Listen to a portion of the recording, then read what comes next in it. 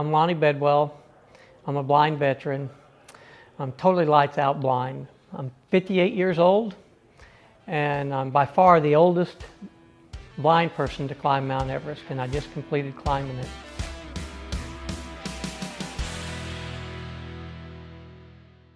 So Lonnie, why I brought you back on here is because I'm not done talking about your story, and I really want to hit home. And I want the viewers to know the adversity that you've had to face ever since the accident. So I want to back up, and I want to start on when the accident happened, how it happened, and just give me the rundown of that day, and let's start from there. Well, like I said, I got up. It was May the 4th, 1997, and I got up to go turkey hunting with a good buddy of mine. We'd been the day before, and I harvested my first turkey. So I was just going out to call for him and with him. And it was a Sunday morning. Was going to go before we went to church, and we got out in the woods and kind of separated a little bit intentionally, and started calling and was going to work our way, I think, back together a little. And it come to a point where I just felt this presence around me, this aura just enveloped me. And everything within my bubble, I mean, the birds quit chirping, the squirrels, you couldn't hear anything running across the ground, no leaves rustling, nothing. I just felt completely enveloped, and I knew something wasn't right. And I started to crouch down and raise my hands up to cover my face, and I had no idea why when I heard the shot go off. And the next thing I knew is I was on my belly. It completely flipped me, and I was on my belly. And y'all were bird hunting, so it was turkey hunting. Yeah. Shotgun. Yeah, shotgun. And I took that full shotgun blast to the face in about 9 steps, from my understanding. And I got up onto my knees, and I reached up to wipe my eyes because I simply thought I had something covering my face, and my head was kind of ringing and pounding. And when I couldn't see, I was totally already blacked out, completely blacked out. And took my gloves off and reached up, and I slowly wiped my eyes again, and only I could feel blood and the contents, I think, of my eyes running down my hands. And I knew what had happened. And my buddy came over to me and was, going to pick me up and try to carry me out.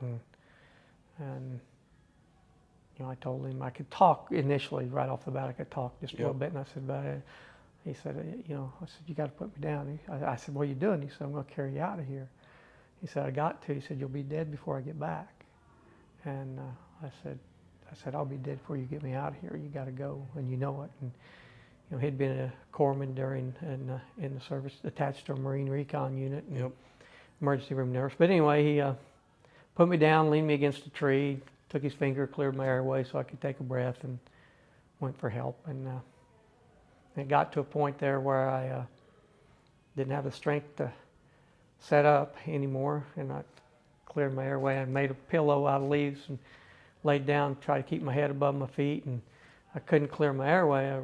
I somehow found a little piece of a bush and was able to break it off, and I'd literally just shove it down my throat. Trying to clear the airway. To clear my airway so I could take a breath, and finally it got to the point where I could. But anyway, when they finally come back to get me, I could hear them running past me. And I couldn't get up, didn't have the strength to get up, and I thought I was yelling, but they told me later it sounded like a little whimpering puppy. But when they were running by you, they were couldn't going see. By, I mean, it was going by me. And at what point, what'd you have to do for them to find you? One of them just walked right up on me, and it was the guy that shot me and the guy that found me afterwards were my 2 best friends growing up, and still are today. And and they it's kind of funny. The guy that found me too, he stood there for just a minute, and I was like, "Why aren't you doing anything?" And I made a sound, and I heard him yell. He said, he's alive!" And they got me, threw me in the stretcher, carried me across some stripper hills, and put me in a boat, took me across the lake, threw me in an ambulance. Ambulance drove up to a local ball diamond, and they threw me in a helicopter, and that's when they intubated me, and that's last. I can remember just starting to lift off, and it's the last thing I remember until I woke up at the hospital after a little bit of initial surgery. And yeah, the doctor told me, he said, I don't know how you're here. You lost so much blood, but he said, yeah, here, and at that point I couldn't talk, I still couldn't talk. And that's an unbelievable story. And when you watch the full episode of Lonnie on Like a Farmer, you're going to understand and realize all the badass stuff Lonnie's done in his life. But I want to hit on one adventure that you just recently went on in April of this year, being the climb on Mount Everest.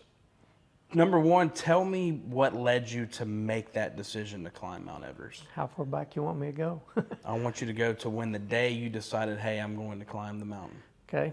Well, I had about 2 days before I made that decision, or 3, I was on the telephone with the executive director of the Blinded Veterans Association, or known as the BVA. And we were talking, and he asked me, he said, Lonnie, he said, I know you do a lot of this extreme stuff. He said, the next time you do something out there, how about joining with the BVA to help bring awareness to the BVA? Yep. And I said, all right. I said, I don't have anything planned, but something comes up, sure, I'll do that. And literally, like I said, either 2, maybe 3 days after that, I get a phone call from Michael Neal and Brian Hill, who are sitting over at base camp at Mount Everest. Yeah. And they said, Lonnie, said, how would you like to climb Mount Everest? And I just lowered my head, and I'm like, I really don't want to do that, but I said, okay. I said, guys, let's do it. I said, let's go. I'm in, because to me, it was just like a sign. I'm talking to Don, I get this phone call from them, and it's like, you got to do this. You have to do this, and... Would you have made the decision to do it if you didn't have the accident? No. So why do it then? What made the accident happens and now you want to climb Mount Everest? Well, why do I do any of the things I do? Extreme like that stuff. Primarily is to hopefully encourage and influence these other blinded veterans, disabled veterans, or people, just all people with disabilities, anyone, to believe in themselves, that they still can, they still have value, they still have a purpose, they're still needed, they're still wanted, and just to show what's possible, and that, like in my case, that blindness doesn't define me. Yep. Where you're from, how you're raised, the color of your skin, just so many different factors, in my opinion, they're a part of us, and they can make it difficult, but yet it doesn't define us. And if we'll simply work together, what can't we do? And help each other out. And so, I do this stuff. I truly, truly do this stuff to hopefully help others. Perfect example today is me coming back to finalize an unbelievable story in Lonnie Bedwell, but you made an influence on the hotel manager, saying that I can do anything I put my mind to. So I want to go back to that statement that you said, that I want to show people with any disability that anything is possible. I think it goes to anybody, whether you have a disability or not. You can do anything you put your mind to. So it's unbelievable. What you started on, the day you started climbing was what date? The date we started climbing was April the 6th. And the date that you finished the whole journey was what date? Well, we summited May 22nd, and we got back down and on May 26th, I believe it was. So April 6th, you get to the top on May 22nd. Yes. I mean, it's unbelievable. I mean, tell me one thing, and it could be a couple things that you said, okay, I'm ready to turn around. There had to have been some defining moments that said, what the hell am I doing climbing Mount Everest? Yeah, when some of the defining moments for that were just one there was a good friend of mine, a blind female veteran, who was joining me on the mountain as well, and she's kind of coming over there for the same reason I was, and I personally don't like doing these events alone. I just like to have a second or third person there to show that one person is an anomaly. Yep. Can be considered that. Two or more is a statement, and I really like having people join me. But anyway, she is totally blind as well, and the altitude, her body just could not acclimate. But she stayed there, and she stayed there at base camp and tried everything to get through it. She started having real severe migraines, and she called doctors back home. She tried just so many different things to get there. You could call people while you were climbing the mountain? Occasionally you could. Gotcha. If you had a sat phone, you could sometimes a little more Yep. often and stuff. And then there was occasions where, internet was intermittent, but then it got to the point it was just destructive to her body, and she had to call it, which the grit and guts to stay as long as she did was incredible. And at that point it was like, I want to, we can do this. She is such an incredible athlete, so much better. And I just thought that was one point. And then as you're standing there on the mountain as well, and for example, at base camp or at Camp 2 especially, and the helicopters can land at Camp 2 and pick someone up.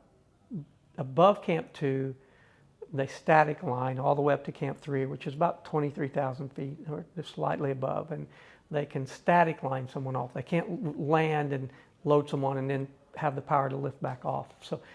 But you're standing there at Camp 2 or so, and all of a sudden you hear that helicopter go up above you, and this isn't good. Yep. And as they'd fly the people off, if they were upright, they'd tell me, well, they're upright, it's probably severe frostbite or who knows what it is. But then if they flew over and they were hanging by their ankles, they didn't make it. Golly. And there was a few times that they did. And how many people had passed away when you were going up the mountain? Well, that you knew of? Well, there were 17 total died this year on the mountain. Which I think is it the most Yeah. deadliest year is this year at Mount Everest. Yes. Yeah. So do you go in there with the mindset that there's a chance that I might not make it? And how do you why? Take me through that mindset. Well, it's the why is once again is because we need to. There's, and I say this completely so humbly. I know a lot of people that watch what I do. A lot of these disabled veterans, especially blind veterans, and kids, and this other groups, and I know what it means to them, and so you go do this stuff for a greater purpose than you. It truly is, and to kind of step a little forward on that. But literally, when I got down off the mountain this time, I remember telling the guys I was with, I said, "You could give me $1 billion and I'll never climb this mountain again." And one of the guys chuckled and said, "Yeah, right. You obviously don't know what $1 billion is." Yeah. And I'm like, "Well, I'm a little hick from small town Indiana, and I realize that's more money than I ever spend." But I said, "You don't get it. Yeah. I'll never do this again." It was that brutal. Well, not that, but not only that, but I said, the reason I did it's done. I said, I couldn't find within myself the grit to do it again, because if I was doing it for $1 billion, I'd be doing it for myself. Yep. I was climbing this mountain for us. For others. And and you use the word grit too, which I love. You talk about one of the most unbelievable traits the American farmer has, and that's grit, through and through. You were talking to me offline about a story, and I think it's very interesting and for people to know. When you think about if someone were to pass away on Mount Everest, there's something about a dollar amount that you can choose to spend on what you do with their body. Can you go into that a little bit? yeah, that's not all the outfitters do, but some do, and they you literally have to choose, who your next of kin is and stuff. And before you go up, they'll say, you got a few options if you pass away on the mountain, a few options what to do. It won't cost you anything, and we can gracefully try to get you in and drop you into a crevasse and leave your body, and it won't cost you anything if they can even do that or leave it. Or, you can pay like $30,000 and we'll do everything we can to bring your body down and send it down to Kathmandu to have it cremated and sent home. Or you can pay $40,000 and we'll do everything we can to get you down and send your body home. And you have to, in some case you have to decide. You have to decide that before you ever go over there. And it's unbelievable. Your loved ones know that as well. So, yeah. Speaking of the loved ones, and we talked about it a lot on your episode with Like a Farmer, but your 3 daughters, I mean, what did they say? How did they feel when you were going up the mountain and before you were going up? I mean, I'm sure they weren't the happiest, huh? No, my oldest daughter, it's kind of funny from way back when. My oldest daughter, she was always like, "Oh, Dad, why you got to do that?" My middle daughter was, "Well, yeah, okay, go, but be careful, have fun." My youngest daughter was, "Go for it," But on this trip, my oldest daughter was, "Daddy, please don't go. Please don't go. I don't want you to go." And my middle one was pretty much on board with her, and then my youngest one was like, "I don't want you to go, but how can I ask you not to?" And and that was kind of the response on that, and yeah. So when you think about the journey of climbing Mount Everest and the elements that come with that, like, tell me about that. Like, give me the journey and the dangerous elements, whether it's climate, and I know there's ice sheets like we talked about. Like, tell me that story. Yeah, the climb of Mount Everest. Yeah, the 3 kind of, I think, bigger factors and biggest factors on Mount Everest is naturally the weather, how cold it can get, and bitter cold, and then above 24,000 feet is called the death zone, where the oxygen gets so thin that you it won't sustain life for long periods of time, and then going through the section called the Khumbu Ice Fall. Above 24,000 feet it gets like that. Yeah. And how high is Mount Everest again? 29,000 feet. 29,034 feet. Yeah. Yeah. And you got 5,000 feet of the death zone. Yeah.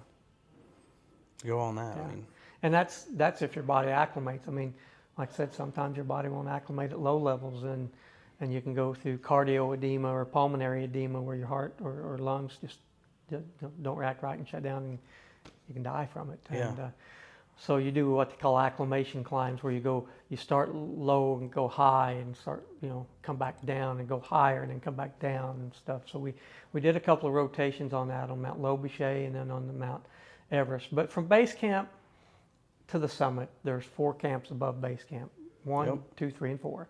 And between base camp and camp 1 is a section called the Khumbu Ice Fall, and it's a section of the glacier that moves approximately 3 feet a day.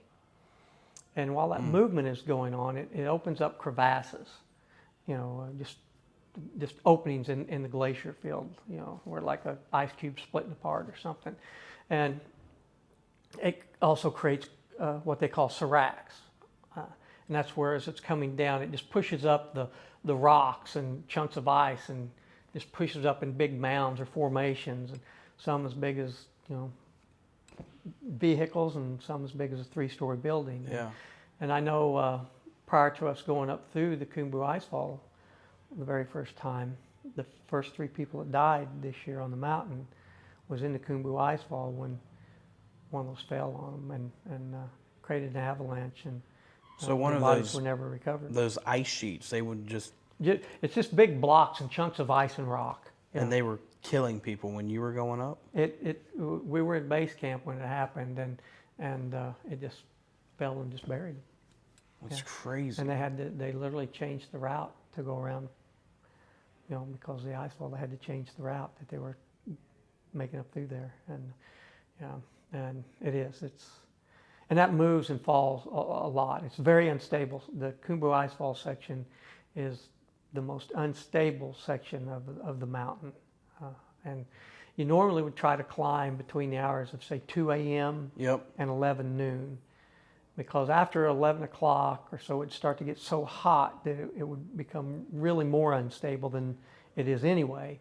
And then by the time it got nightfall, it'd take till 1, midnight, 1, 2 o'clock in the morning to freeze back hard enough to be kind of somewhat stable again. Yeah. And And that was from base to Camp 1. Base camp to Camp 1. Yeah. Camp 1 to Camp 2. Yeah. What do we got? Well, there's more in there in that section there too. Like Oh, from base to Camp 1? Oh, Camp go 1, for it. within that section, there's places where as you're going up through, it's the first place where you put the crampons on your feet. Okay. And the crampon is just spikes that you strap onto the bottom of your boot to help Yep. you. And you can go up little head walls, which are pretty vertical, and you're using a cinder and kick into the ice wall to get yourself up.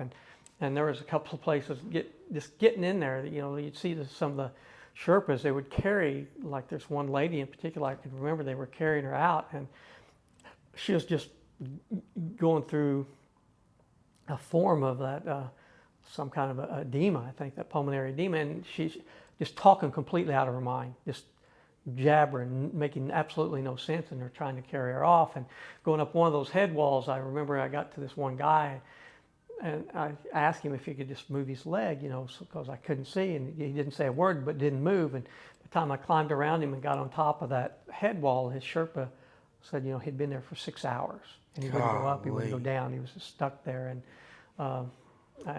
but then, still alive? Still alive, and I'm sure he survived because he was at an elevation that helicopters could get to him, but if he finally didn't go down. But also through that section, like I said, you got all those crevasses that are coming where the ice is separating, the glacier's separating, and if the separation was more than about 2 feet, they'd put a little section of ladder in there so you could step on the rungs of ladder to get across that crevasse. And there's one crevasse in particular that was about 10 feet across. They put a piece of ladder down, and we had to cross 10 feet of this ladder over this crevasse to go up. And sighted people normally took about 7.5 to 8 hours to get through the Khumbu Icefall. It took me 12.5 to go through the first time. But coming back down the very first time through the icefall, that particular section, that one crevasse, separated enough that the upper end of that ladder didn't reach the other side of the crevasse, and it was just swinging off some of the ropes that they had. So you had to get off of the crevasse onto that ladder, kind of swinging and swaying to get down. Yeah. And then going up the last time, they had 3 sections of ladder connected end to end to end to go over that crevasse. Yeah.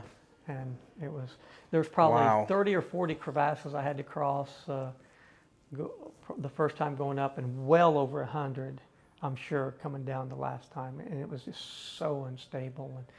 And the sighted folks, they'd tell you when it's dark out, you could hear, as we was going through, you could hear some things falling in that Khumbu Icefall, and you're like, who's that above us? Is that below us? In front of us, behind us, and kind of concerning. And the Sherpas are just like, we got to go, we got to move through here. But they would say, when some of those crevasses or those seracs would fall over, it looked like fireworks going off, because all the sparks between the rocks sparking off of each other, just like fireworks going off. And are you seeing like any wildlife on Mount Everest? No. I mean, there's no No. freaking bears or something that are going to eat you. No. A few dorks every now and then. Yeah. That was me. Yeah. But it's just, it's crazy. And for me, it was kind of funny too, as the guys behind me, and this was all the way up from base camp all the way up the mountain. Yeah. They would be behind me and they'd say, Lonnie, I just did it again. And I'm like, what are you talking about?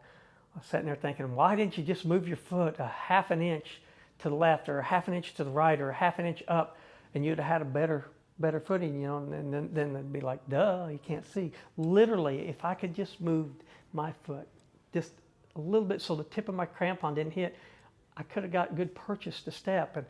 it was so mentally challenging, exhausting for me as Oh, well. I can only imagine. And then going across some of those crevasses, a sighted person can see just to go step over it, and I'm having to feel there's the edge and there's the other edge, and sometimes you have to cross two crevasses and be running, and you'd step from over one crevasse onto this little 12-inch platform, and then have to turn to step over another crevasse, and me trying to find it and get out on it, get my balance to turn.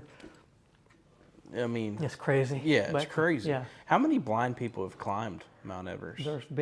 I was the fourth. There's been 5 now to do it. And golly. yeah. Are you kidding? Now, how many people without their vision did y'all have on this trek that you went on? Well, I was going up with me and that one lady. Okay, so Yeah. I gotcha. Yeah. And who was the fastest? Were you the fastest blind person to climb Mount Everest? no, I'm by far the oldest though. There you go. Yeah, I'm definitely, I think probably by 20 years the oldest. Still the most good looking. Well, there's no doubt about that. Yeah, I guess. That just depends on what term. What do you mean by good looking? How well I can see, or how? But anyway, you asked me to from like Camp 1 to Camp 2. That was the most straightforward section of the mountain. Yep. There were a few crevasses to cross, and in some places you might have to just literally drop down into a crevasse, walk across, and come up. But I could actually go through that section just as fast as most sighted people, and in some cases faster because I just kind of grind steady. And then for Camp 1 is about 19,000 feet. Like I said, Camp 2's approximately 21,000 feet. Mm-hmm. To go from Camp 2 to Camp 3, you go up what they call the Lhotse face. Okay. And it's steep. It's steep. And as you kind of get up there, you're literally having to take an ascender and kick, your crampons in to get purchase to go up and up. In this section, it goes up like 1,500 feet, and it's just 1,500 feet up. There's no rest of turning and rolling over a little flat. Yep. It's steep, and you can go about 100 feet, and they'll have an anchor, just driven into the ice fall where you'll unclip and go above the anchor. So if you fall one section, the furthest you're going to fall is about 100 feet, and an anchor should stop you. Mm-hmm. And but as I was going up through the Lhotse face the first time, there was a rock fall that occurred above us, and they were telling us, get down. And before I could get down, and kind of luckily, I think, before I could get all the way down, a rock went between my hands, underneath my face, hit my right foot, and just crushed in the top of my right boot. And I thought initially that it probably broken my foot, but it was thankfully just a stinger and just kind of bruised it a little bit. But went on up and rappelled down. Then from Camp 3 to Camp 4, which is that's the last. That's you're wearing oxygen mask now. No, it's not the last one. It's the next section. So you go up another section of Lhotse face, and then you can go right to climb Mount Lhotse, or turn left and go around this the side of the mountain to go to climb Mount Everest. Gotcha. So you're 3 to 4, and now you have a mask on. Well, at 3, above 3, everyone typically has a mask. Now, going up that last time, going to Camp 3 on an acclimation climb, the first time we didn't have any mask. Yep. Went up there and come down. Well, on our summit push, we went ahead and put a mask on at Camp 2, and just to help give you supplemental oxygen going up that Lhotse face. It kind of helps to not make you as tired. And then Camp 3 to Camp 4, and then at Camp 4 is the high camp that you push to the summit. And on my summit day push, my outfitter, the primary guide, held us back a few hours to I think let it get a little warmer and let some of the people get out ahead of us. And I remember going up, and there's a place about halfway. High camp is at 26,000 feet, and like I said, the summit's at 29. About halfway up is a place called the Balcony, and you can kind of rest, and it's just a little flat spot. You can take a short rest, because you don't want to get frostbitten if you stay long. But as I was approaching that, there were some other people coming back down that I knew, and experienced climbers, and speaking to me, and I asked them, did you make it? And they're like, no, I got to within 500 feet, and my eyelids froze shut. I had to come back. Golly. Got within 500 feet and his eyelids had just froze. Yeah. Froze shut. Yeah. Or you know, whatever reason I couldn't make it. But you think at 500 feet, you still probably got 2 to 3 hours of climbing left. Yeah. And you know, and those are just talking about moments that you know you want to turn around, and those were other moments like that. You know, here these people are in much better shape, much more experience, and they're turning around and coming down, and you're thinking, just take another step, man. Just take another step, and then we got up above the balcony, and it's probably about 750 feet, probably 3 or 4 hours from the top. My oxygen mask started not working properly, and I couldn't get a full breath. And that was another point where it's like, Lonnie, you probably ought to turn around. And but no, just keep going, Lonnie. You know, you're not hurting bad. And by the time I got to the summit, my entire chest was hurting, and I was really wondering at that point if I should have turned around. You know. But, but we got up there, everyone wanting to celebrate, and I'm telling everyone, I'm like, guys, I can't breathe. I can't breathe. I need, you know, some oxygen. And one of the Sherpas took his mask off, give his to me. I give mine to him, and the first time in probably 4 hours, I could take a full breath and expand my lungs. And he fiddled with that mask I had on, and he told him I was up there for a little bit, and he said, guys, I can't get this work either. I'm out of here. And he just bailed down the mountain, and you know, and it's like they said somewhere around negative 44 degrees at the summit without wind chill when we got up there, and snowing, and so yeah, I was. When you get to the summit, I mean, how did you feel? Humbled. I personally felt very humbled. I was extremely exhausted. I was just in my mind, you know, everyone wanting to celebrate. I wasn't smiling because I was just wanting to breathe and stuff, but yet I was also just fighting back tears personally. And did you get to the summit, and are there people like that have passed away that made it to the summit, or? There was just right. There's a little section between what they call the false summit and the summit called the Hillary Steps, and you literally had to step kind of around this one body that was still up there and keep going. Yeah. Golly. And that was, you know, just 250 feet of elevation difference, but about an hour and a half's climb. Yeah. And how old were you when you climbed Mount Everest? I'm 58. Well, actually, I was 57 when I got to the summit.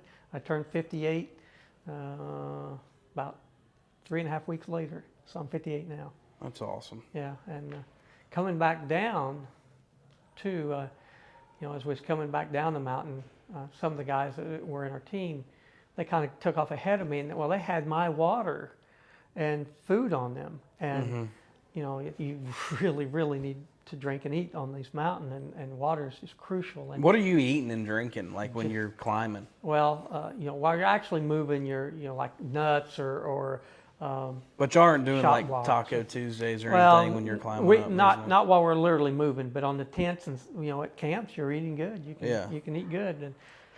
But since he took off down the mountain without my food and water, one of the guys that was with me, Brian, bailed down to catch up with him to get it for me. And while he was waiting on me about 30 or 40 minutes, he ended up frostbiting one of his toes. He frostbit 2 of them, but one of them severely, and he unfortunately has to have, it's the toe right next to his big toe, and he has to have, in 2 weeks, he gets it amputated. He ended up having to lose that toe, and he did it for me, you know. Yeah.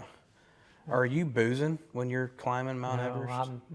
I'm not. You know, yeah. There are some people that'll drink a beer or two, you know, but not a lot. But no, not for me. I wouldn't think so either. And you know, they'll have sometimes a drink or so, and but.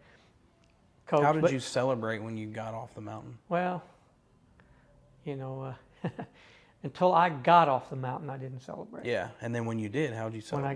When I got off the mountain, I just was thanking everybody, and I had a toast. Yeah. You know, I had a toast. I didn't get plastered hands or nothing like that. Yeah. but yeah, I had a sarsaparilla, as I call them, There you go. and but yeah, it was, but coming back down too, there's another little aspect on that summit day that I think as we're dropping back down, I was literally about an hour and a half from my high camp at Camp 4, my tent at Camp 4, and about halfway between the balcony and Camp Tent, and we come up on this gentleman who was in the process of passing away, and it's just gut wrenching. They told me his hands were black, and he's trying to rip his clothes off because your mind tells you to quit sending blood to your extremities and keep your core. Yeah. It makes you hot, and he was just talking, and his guys, I felt so horrible for them because they were struggling so bad to try to get him down the mountain, and that you're at an elevation helicopters can't get to you, and that was just gut wrenching, and just as we was getting around him, my second oxygen mask failed, and I can remember this. And so we're continuing on down after we passed him. They wanted us to get around him so we wouldn't become casualties as well, and go on down, and That's unbelievable. I mean, you're walking by somebody who is passing away, and I know who you. I mean, you've got a big heart. You're as kind as they come, and you want to help this guy. And they're like, "We've got to keep going, or you are going to be him." Yeah. I mean, that's just wild to me. And it is, and it's gut wrenching, And you're like I said, I'm thinking of him and horrible death, and then thinking about his family, and then like I said, those people that I know they felt responsible, trying to get him down, and I can remember too, after that second mask failed, I'm already tired from the climb and being low on oxygen going up, and now the second mask fails, and I start getting low on oxygen again, and I'm just exhausted, and I, try to take breaks, and knowing you got to keep going. But the last time I kind of stumbled, and then I just sat down again, and I didn't realize I literally, closer than me and you are sitting right now, I mean right beside me, I sat down right beside a second person that passed away.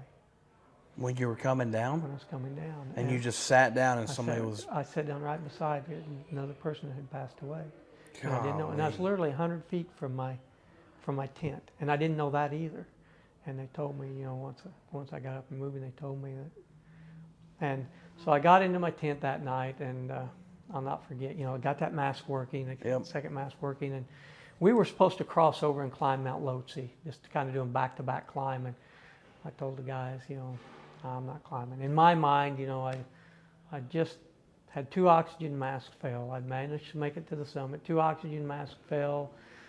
2 people that were there that passed away, and a third had been there for I don't know how many years, and trekking pole break, and I was like, I've been granted a pass here and get off this mountain. Yeah. So I went on down, and the next day, that night I couldn't sleep because I was afraid my oxygen mask would fail and I might not wake up, and so then we came down to Camp 2, and the last time going through the Khumbu Icefall, coming back to base camp, I was really, really nervous. I was like, I really don't want to go through this ice fall again because I knew how unstable it was going to be, and it took, instead of 5.5 hours to go through, it took 8.5 hours. Like I said, numerous crevasses, and at this point they weren't maintaining these crevasses, and I'll not forget that one that had 3 ladders, we had to go around it, and we got to this one crevasse. It was about, they told me, said, Lonnie, said, there's a crevasse here, it's about 4 foot wide. And like, okay, I was thinking, okay, I'll just get on the ladder and cross it. Well, they said, but there's no ladder. You have to jump it. And I was like, oh my God. Golly. So did you jump it? I had to. And as I got and there. And how far was the jump? It's 4 feet. Golly. Which is. So what happens if you don't make that jump? You drop down into the crevasse. And God bless. And now naturally,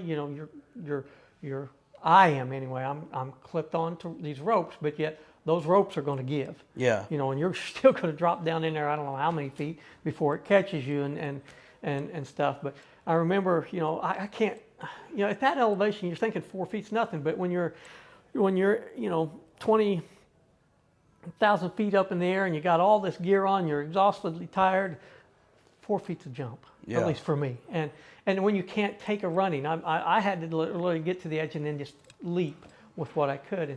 And I jumped across, and I remember my left foot hitting, and I kind of started to go, and I heard everyone gasping, and I dropped I fell down onto my right knee, and I'm like, what's wrong? And they said, dude, you just barely made it across. Oh my God. So, yeah, but yeah, and coming down through that last time too, you could tell her by your feet, it's like you was walking on shard glass. You can hear it clinking and stuff because there's so many of those seracs were falling and just breaking apart, and you knew this was dangerous, and the window to climb was ended just a few days after we got down, and Yeah. it's just way too dangerous to climb it. Lonnie, what an unbelievable story. And I want everybody to know it's the middle of the night, and I felt the need, and I'm so thankful for my great production team who y'all can't see right now, but I'm looking at them.